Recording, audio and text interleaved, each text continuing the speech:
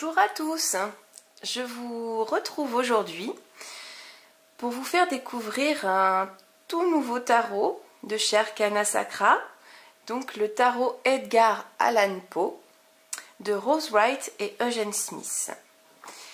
Alors, je vais vous lire le petit résumé au dos. Découvrez la sagesse prophétique du grand maître du macabre en association avec le pouvoir divinatoire du tarot. Au travers des écrits visionnaires d'Edgar Allan Poe, ce tarot vous invite à explorer vos profondeurs pour révéler votre puissance. Les illustrations inspirées par les écrits mystérieux d'Edgar Allan Poe vous ouvriront les portes de votre intuition, invitant votre âme à recevoir de grandes révélations. Son livre d'accompagnement sera un outil précieux pour développer votre esprit et éclairer les ombres sur votre chemin. Soyez prêts pour un voyage hors du commun. Donc, comme pour tout tarot, il est composé de 78 cartes ainsi que d'un livre explicatif en couleur de 196 pages. Et il est en vente au prix de 32 €. Voilà. Donc, on va l'ouvrir ensemble. Donc, une boîte aimantée avec une petite illustration que vous voyez bien ici. Un livret explicatif que nous allons regarder, ainsi que la boîte cloche qui contient le jeu. Voilà, donc nous allons. Et comme vous le savez sûrement, il y a une petite illustration à l'intérieur de la boîte aimantée. Voilà, donc nous allons déjà regarder le livret ensemble. Alors, donc comme pour beaucoup de jeux Arcana Sacra, c'est un livre aux feuilles de papier glacé en couleur, de très très belle facture. Voilà. On vous présente les artistes ainsi que l'auteur, le sommaire. Vous avez une introduction qui vous explique un petit peu l'univers d'Edgar Allan Poe. Et ensuite, une petite présentation. Donc ça, c'est essentiellement destiné aux débutants. Donc on vous explique quel est l'univers du tarot, les arcanes majeures, les arcanes mineures, les coupes, les figures. Voilà. À quelle époque est né le Rider-Waite, comment choisir une méthode de tirage. Ensuite, on vous montre comment lire les cartes, donc comment les battre, choisir un modèle. Voilà. On vous refait un petit résumé sur les majeurs, les mineurs et les figures.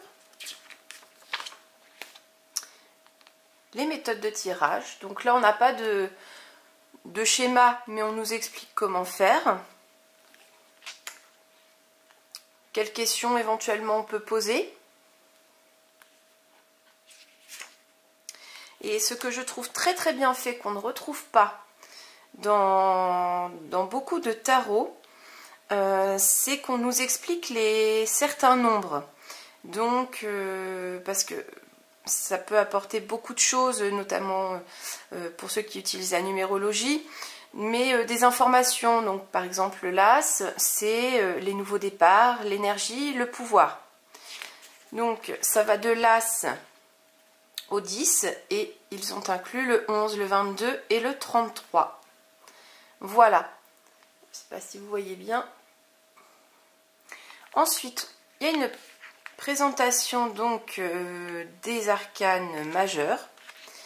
Donc vous avez l'arcane majeur en grand, en couleur, avec ensuite un petit laïus de la carte dans l'univers d'Edgar Allan Poe.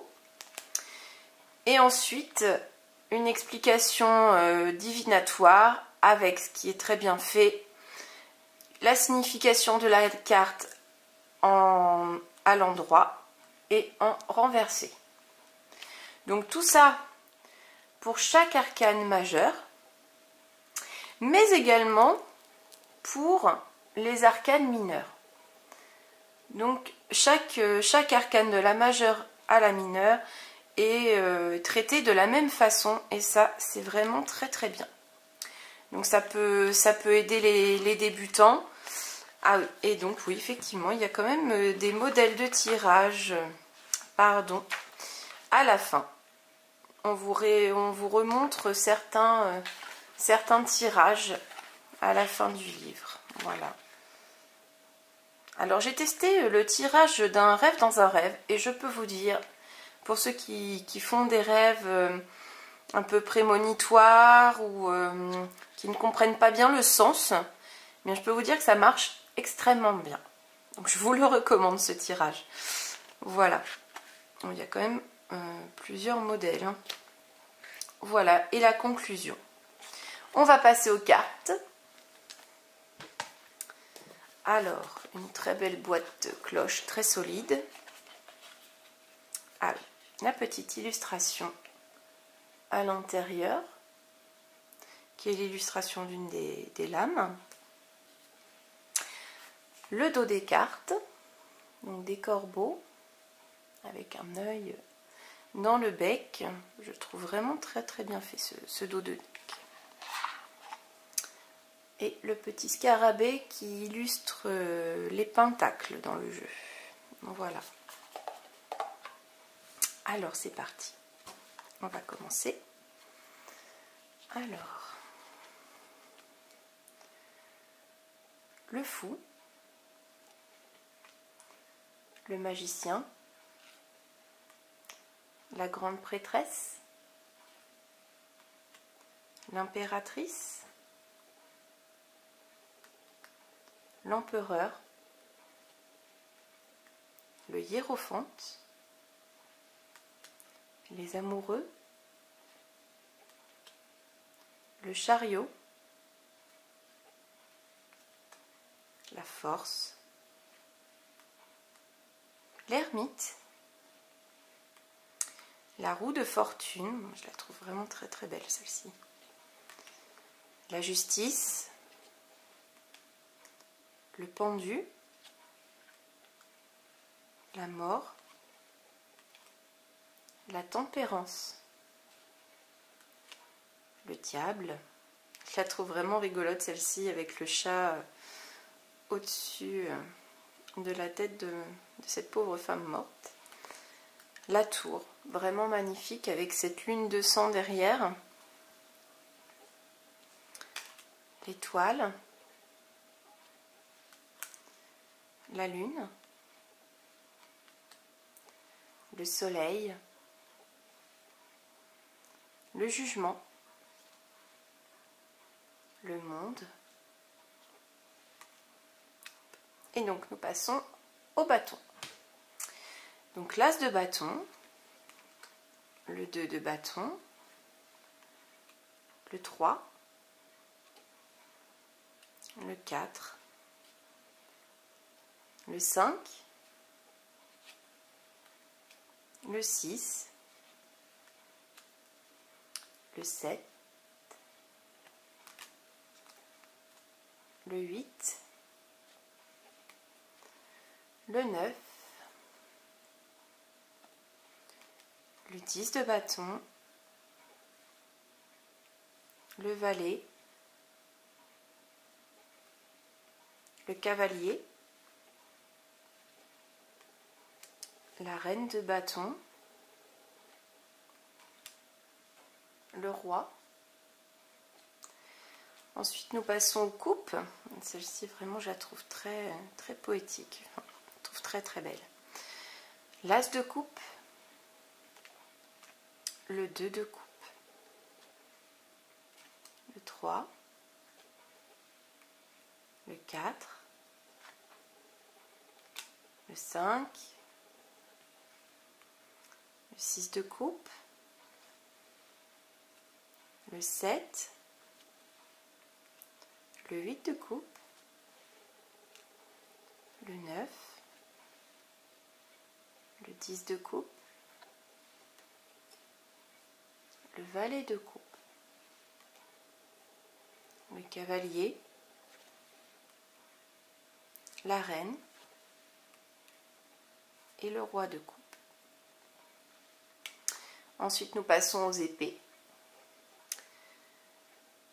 Donc il y a ce rappel du dos des cartes avec le corbeau, donc l'as d'épée, le 2, le 3, le 4 d'épée, le 5, le 6, le 7, le 8, le 9 d'épée, le 10, le valet, le cavalier, la reine et enfin le roi d'épée. Nous passons enfin au pentacle. Donc celle-ci, pareil, je la trouve vraiment très très jolie. Le 2, le 3, le 4, le 5 de pentacle, le 6, le 7, le 8. Celle-ci, elle est vraiment jolie, hein. La dame est magnifique avec ses couleurs chatoyantes. Le 9 de pentacle. Celle-ci, je la trouve vraiment sympa. Elle fait penser à certains univers, tels que Disney, voilà, pour ceux qui aiment. Donc le 10 de pentacle, le valet, le cavalier, la reine, et enfin le roi de pentacle. Et bien voilà, j'espère que cette présentation vous a plu et qu'elle vous donnera envie d'acquérir ce tarot. Il est un peu dans le même style que le tarot des sorcières, mais en plus noir. Mais ils permettent vraiment, ces tarots, de bien développer l'intuition. Les cartes nous parlent, même si on ne connaît pas forcément tous les mots-clés. Mais par rapport à votre question, si vous vous imprégnez bien de l'énergie de la carte, comme le Light Seers ou le tarot des sorcières, peut-être un petit peu plus compliqué avec le Lumina Tarot, mais malgré tout, même sans connaître l'intégralité des mots-clés, on arrive toujours à voir un peu le sens de cette carte, rien qu'en se basant sur l'image et en écoutant son intuition. Eh bien, je vais vous laisser. Je vous souhaite une belle journée et je vous dis à bientôt. Au revoir.